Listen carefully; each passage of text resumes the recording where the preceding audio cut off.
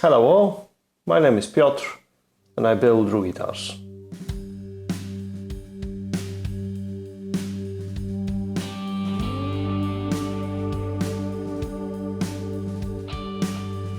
We've got a lot of noise from construction at the neighbors today, so apologies for that. But it's time to unpack this and hopefully finish off trimming the binding. You can see that I've been working on the fretboard for a bit. It's sanded smooth, plenty bubbles. I've ordered black super glue with accelerator, and I will try to spread it, spray it so it dries immediately, and then sand it. And if that covers the bubbles, I'll use that method when I radius the fretboard to fill any bubbles. I'm still hopeful. I'm not giving up on it yet. So yeah. Yeah, let me clean it up quickly. I managed to buy 320 sandpaper, which I'm really happy about. I don't know why it's so weirdly difficult to get it here. But I got 5 sheets of it. So yes. Right, let's unpack that. Okay, so the gap is filled. I can't tell how well it's covered because it's just a blob of plastic, so I need to scrape it first. But this side is weird because it's been clamped with the masking tape so hard that it bent the wood inside the neck pocket. So that's obviously not very good. I need to find a way to bend it back. So I will cut the plastic off slightly. It's still oversized at this stage, but that needs to be brought out a bit. And I think I will use heat to soften the plastic a bit, just to straighten it up. I don't want it to crack or to stretch. So I will use heat gun on this corner here, but this corner here, that looks okay.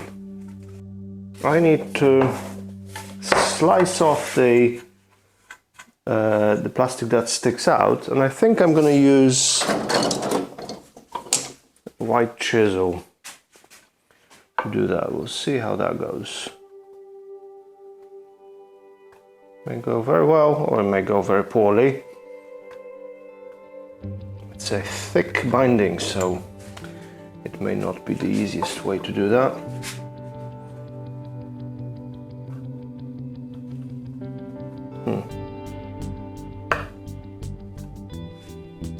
There's no way to approach it from this end, so...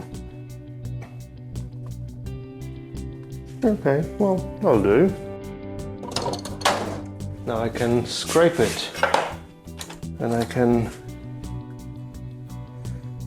use the razor blade to do that, because it's a really tiny spot.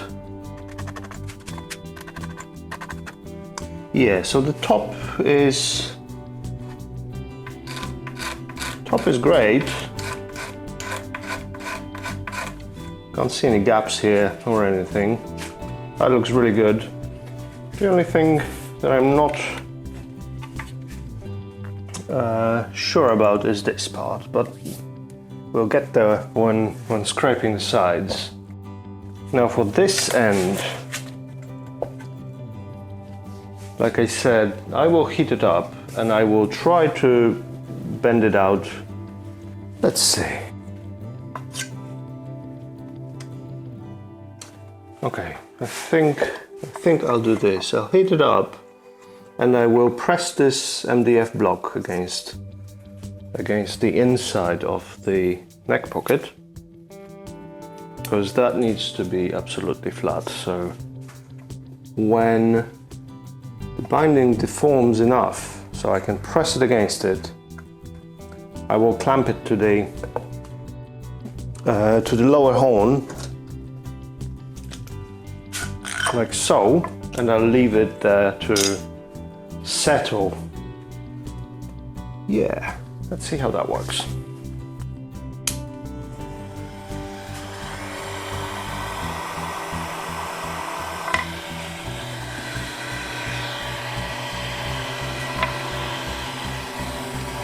I'm using relatively low heat. I don't want to melt it, but I want it to become plastic enough to move it out of the way. Also don't want it to unstick from the inside of here, but if it happens I can always put some more acetone in and re-glue it. That's not a problem.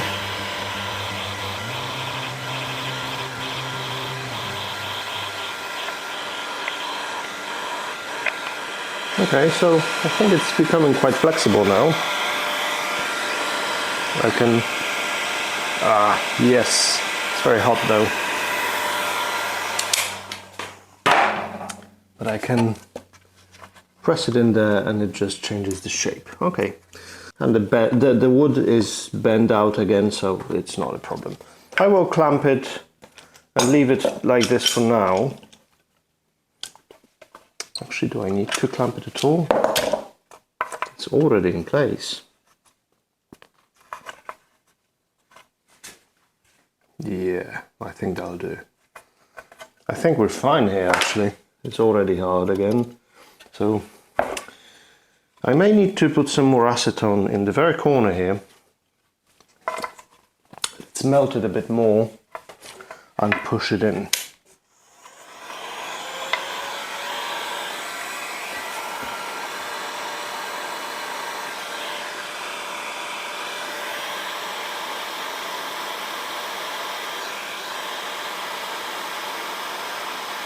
At some point here I will be rounding off this corner, but I want the top to be binding, not the wood. So that binding needs to stick in there very nicely. I think this is perfect. I still need to add some acetone inside there, but I will not be clamping it or anything. I will just be making sure that it actually sticks to this piece of wood there. So there was a gap here. Now the gap is gone because I was able to push the binding in. The binding reaches into the neck pocket, but that's fine because it will be cut off. And it will be sanded off to fit the neck perfectly, just like this side will be. So I'm very happy with it now. What I can do is scrape the top off, or try and slice it off with a chisel maybe, and then I can start scraping the sides. Things like shaping this transition here at the end. This will come much later when the body is sanded, I believe. I don't want to go into detailing before I start sanding.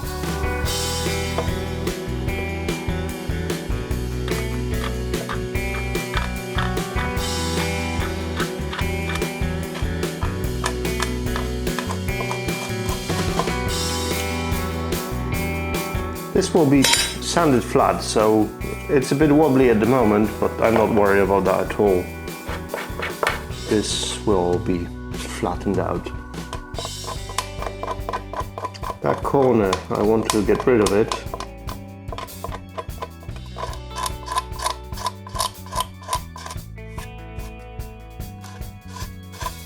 Nice. Okay. This side will need to be sliced off. And I can try to do it with the chisel, although I don't want to hit the neck pocket. I'll deal with it at some point later, but for now, what I can do is start working on the sides and scraping them properly.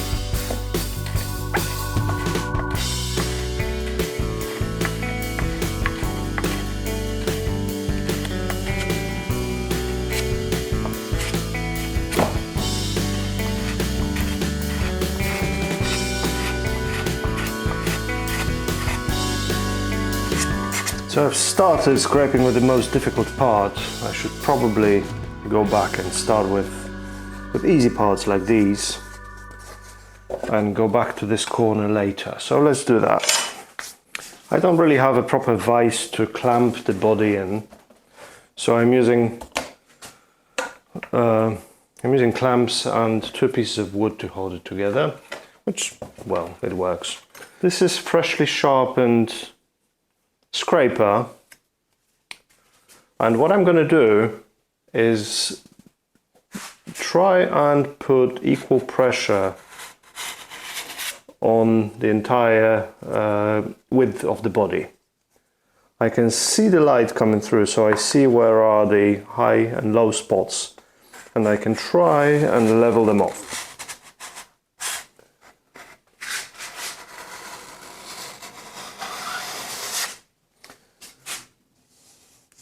I want to avoid scraping binding much in the same place, because with contrast like this, we have a thick binding and the black binding and the light top, you will see the differences in thickness. But because the binding was clamped with the masking tape stretched on top of the top, it actually curves over tiny bit. So I'm mainly scraping the bit that is touching the body on the side, not the top.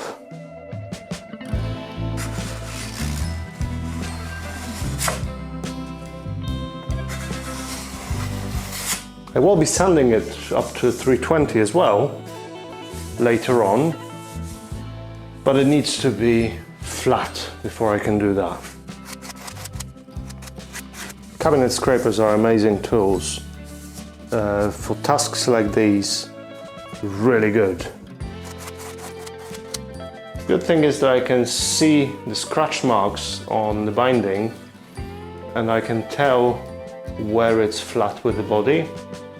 I can see here that there is a low spot between the binding that is already being scraped and the body, so I need to level this bit.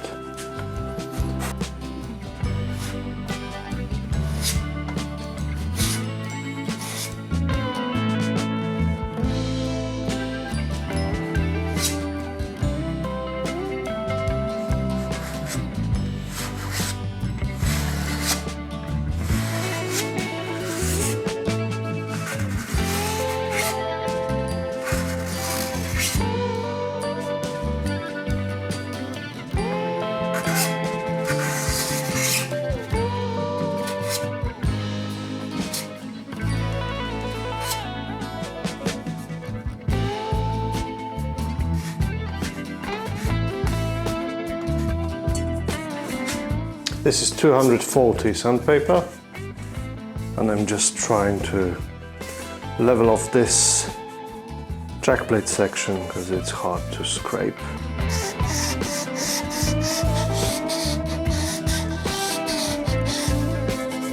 Yeah, that is perfect.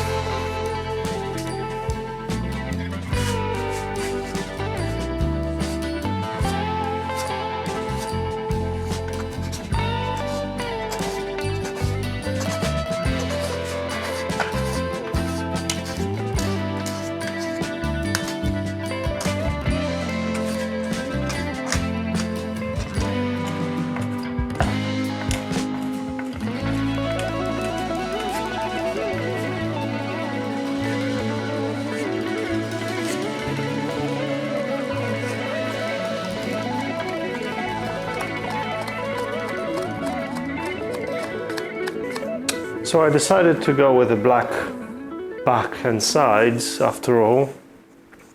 It's tempting to leave it clear as is now, but I think it will look much better when it's black. The contrast with so the top will become the main focus point of this body, which was the entire point of using spalted beech.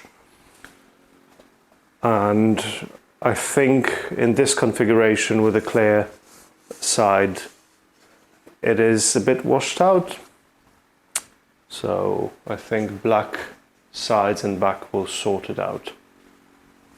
So that's what I'm doing. I'm not sure though if I should leave the cavity covers clear, or should I just paint them black or dye them black? We'll see. I need to prepare them first, and then I can leave it as the very last step to decide to either stain them black or not.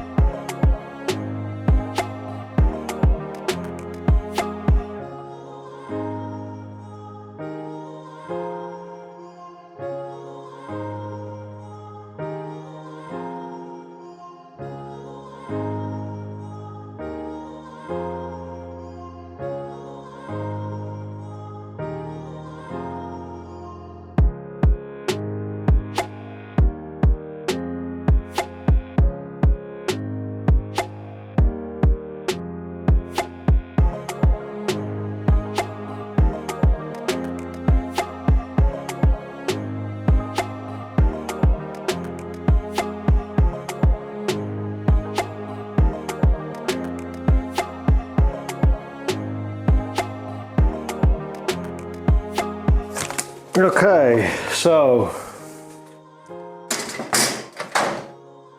I started sanding the sides, and because I really like doing it, I just went ahead and sanded all sides with 320 all around.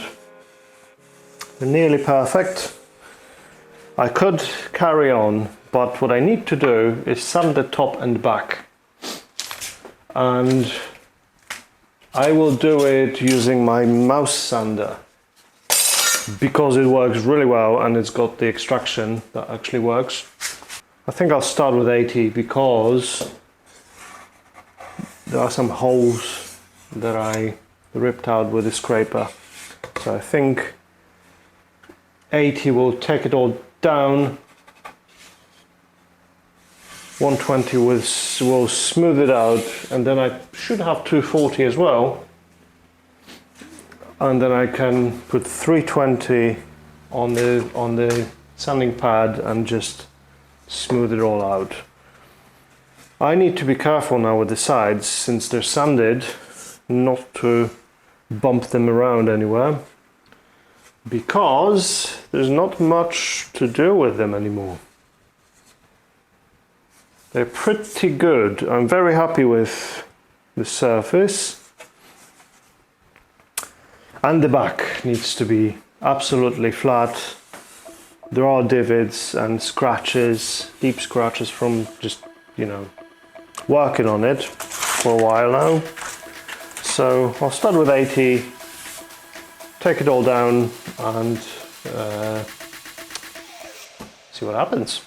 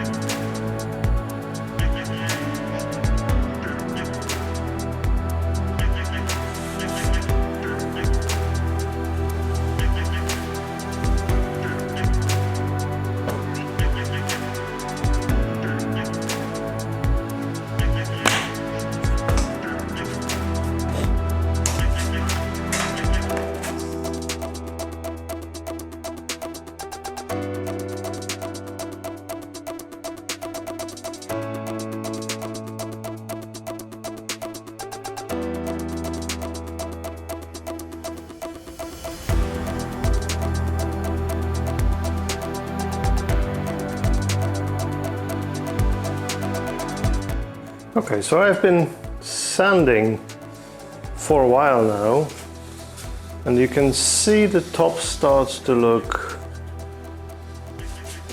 like it should. Like it will look with the finish on. There are no marks no more where I've been marking pickups and stuff. No weird white mark. It's flat, it's pretty smooth. It's 80 grit so far, so it's not the final stage. But the binding is now sanded flat with the top. And I think it looks great. I'm very happy with how this method worked. Obviously these corners I still have to cut and shape, but overall I'm really happy with the binding. I think this is my favorite method now. The back is sanded as well. It's got very few scratches now, and I think they're all from the 80 grit. Right, so I've achieved more than I've planned on doing this week, which is always good. This looks great. I'm really happy. I need to do some more sanding with 80 grit to get rid of some tear out from the scraper, but yeah, I'll do it off camera. You don't need to see me standing here with the sander. I'm very happy with this binding method with acetone. I did not know what to expect really, because I've never done that, but the results are fantastic. Very crisp lines. There is no gaps.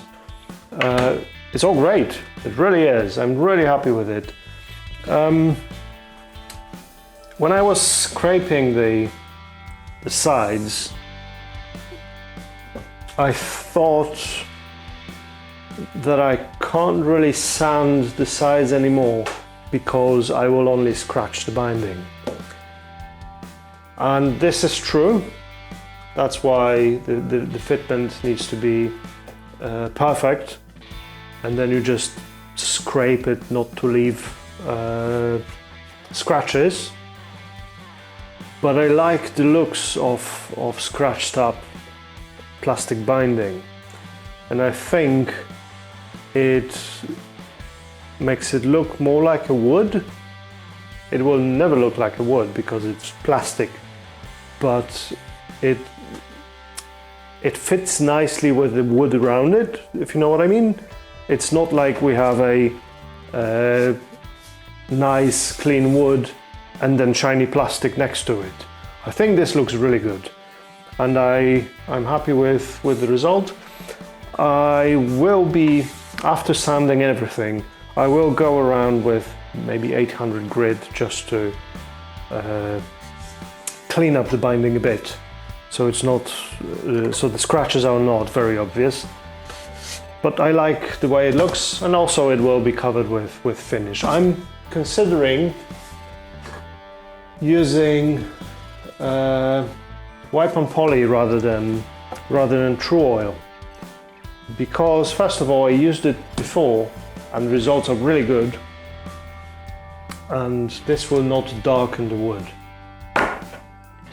at least not as much as True Oil will. And this being a polyurethane, it will have a really durable finish with no need to fix it up after a while. I'm not very familiar with True Oil. I know it's very popular, but I've never used it, and for this build I would rather stick with something that I know and trust, and this is it. So yeah, next week I think I can start doing the cosmetic stuff, like routing the recess for both cavity covers, and then finally cutting the covers, and I will be binding them black. I will use the thin binding though, because this would be a nightmare to do in the thick binding. It doesn't want to bend. But the thin one should be fine. This will be a lot of work because I need to, as I mentioned before, I need to thin them down by quite a lot, and I don't have a drum sander to just put them through, so I will be doing it with a plane by hand. But yeah, the recess, covers, and then I can round over the back. I am not going to use a round over bit, which would be the go-to method for rounding over the guitar. I'm going to do it by hand because since I have the binding on top, and it will pretty much leave a sharp corner. It will be rounded off just a tiny bit, but it will not be round. I want to keep something similar at the back, and to avoid damaging it straight away with any touch of the corner, it needs to be rounded off slightly, but I don't want to use a round over bit because that would be too much of a round over. So I'm going to do it by hand. I'm going to do it really carefully so it's uniform everywhere. And this is for two reasons. One is to keep the uniform edge on both ends, but the second one is that this cavity is really close to the edge. It shouldn't be that close, but it is what it is. So when I round the ledge here, it will not leave much space between the cavity, between the ledge and the corner itself, and introducing greater roundover will only limit that space. So yeah, I want to avoid that because that wouldn't be good. It will snap and it will leave a big hole. So it's not too close, so visually it will not be off, it will not be weird, and if I don't round it over with the traditional method, it should be fine. So I'm happy with that. And yeah, that would be it for the week. Thank you so much for watching. Thank you for being here for this. Thank you for all your comments and suggestions. I really appreciate that. It helps me a lot to figure out stuff that I don't know. And yeah, I will see you in the next video. Cheers. Love you, bye.